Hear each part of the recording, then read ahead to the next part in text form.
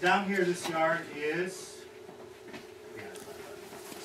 this is Newcastle, the south end.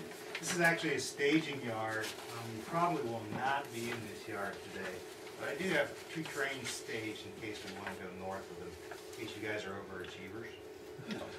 What happens is, in the middle of the night, about midnight, they come down here and pick up 60 to 80 cars.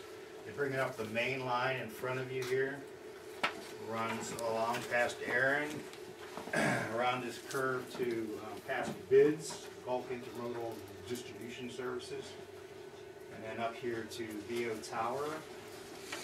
And the main line splits, and you'll notice the main line is the only part of the railroad that is ballasted.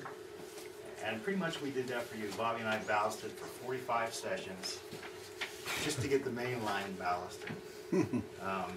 So anytime you see ballast, you're on the main. Alright, so the zigzag train, which is that one that comes out of Newcastle, comes up to here and gets left for the car inspectors to check out early in the morning. And this is where the BT1 or Butler switcher works from Bids. Breaks down this train here, puts it in the runaround yard or the west yard down here.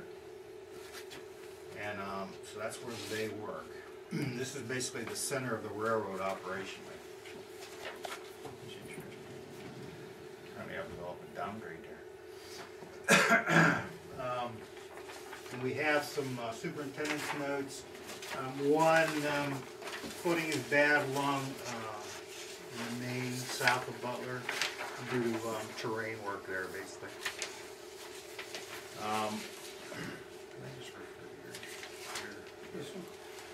Butler. Okay, so the last note, working from the bottom up, your last note says don't couple cars within 3 or 4 car lengths here. On account of you might get coupler mismatch.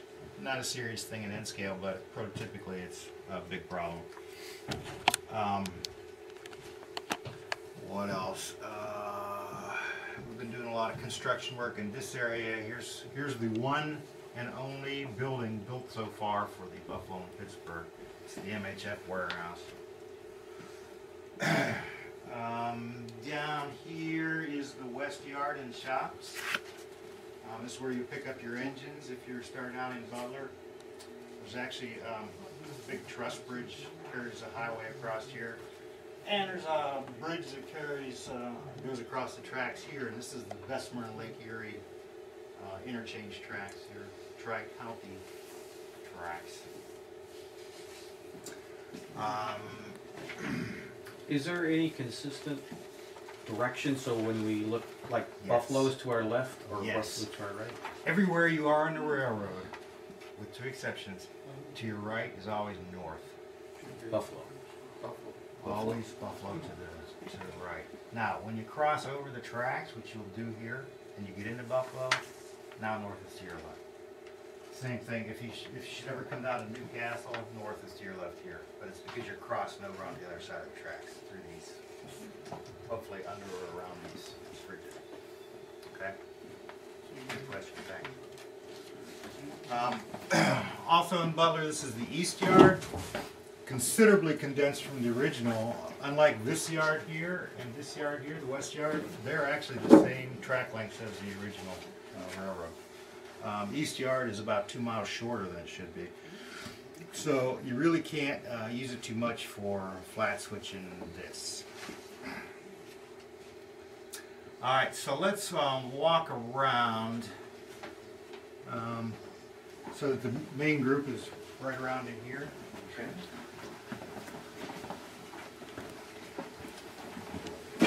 Sorry.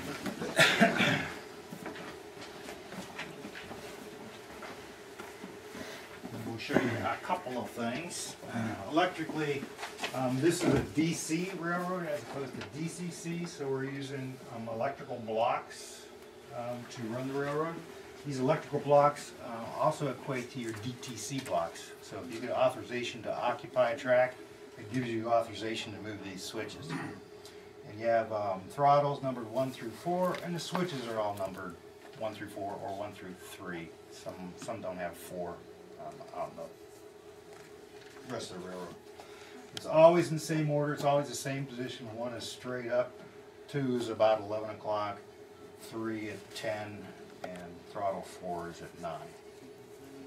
And you also have, behind you all, here, you have a set of throttle jacks. You'll get assigned a throttle when you start, and it'll be the same the whole way through the session. So if you're assigned throttle 1, you always plug in the jack 1, which is always going to be the far left jack. If you get throttle 3, it's this jack, it's always that jack. And you could plug in, say if you're assigned throttle 3, you can plug in here and operate anywhere on the railroad that's selected here for throttle 3. You might not be able to see it, but you can make it run. We also have, in spots throughout the railroad, we have these on-off switches, little silver ones. Those kill the power of the track no matter what throttle is being used. So that's where if you have to hide, get out of the way for another train, that's where you would do that.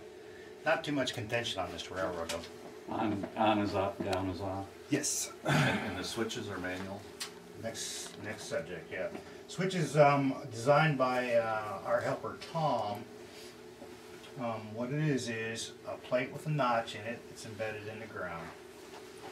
Spring steel piece that comes out and connects to the throw bar. And the way you operate these things, try not to grab them, not a good idea. You just do a shallow C motion from one side to the other. Oh. And once they're installed and adjusted and tested, they're pretty reliable. Huh. Getting them reliable is sometimes hard, and keeping them reliable, we have 3 or 4 of them that aren't right, and those would be the ones that are listed on your superintendent's bulletin as being messed up in some way.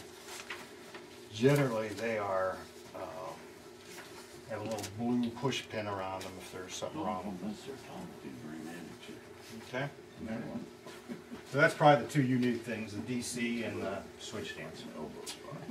All right, here's where the track breaks coming out of Butler. The track going over the bridge here and into the hole in the wall is the main line. The track going down and under the bridge and into the wall is the branch track, or the northern sub track. To patrolling? Patrolling. Here is Helix, which was actually built for Bobby's Railroad about 20 plus years ago, and transplanted here. And you can have it both ways here. If you think helixes are unrealistic and shouldn't be seen, stay on this side. And if you like watching trains go in circles, stand in the middle.